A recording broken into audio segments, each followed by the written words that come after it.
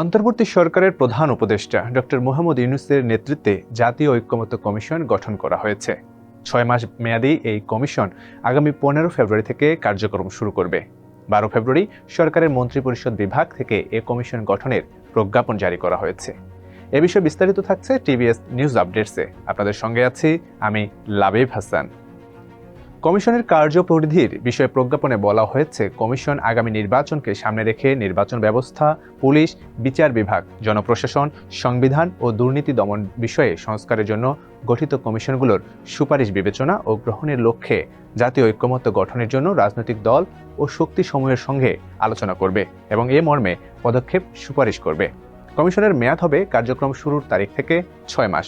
প্রধান উপদেষ্টার কার্যালয় এই কমিশনকে সাচিবিক সহায়তা করবে।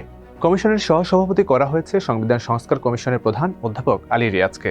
অন্য সদস্যরা হচ্ছেন জনপ্রশাসন সংস্কার কমিশনের প্রধান আব্দুল মুঈদ চৌধুরী, পুলিশ সংস্কার কমিশনের প্রধান সফর রাজ হোসেন, নির্বাচন ব্যবস্থা সংস্কার কমিশন প্রধান ডক্টর বদিউল আলম মজুমদার, বিচার বিভাগ সংস্কার কমিশনের সদস্য বিচারপতি এমদাদুল হক এবং দুর্নীতি দমন সংস্কার কমিশন প্রধান ইফতেখারুজ্জামান।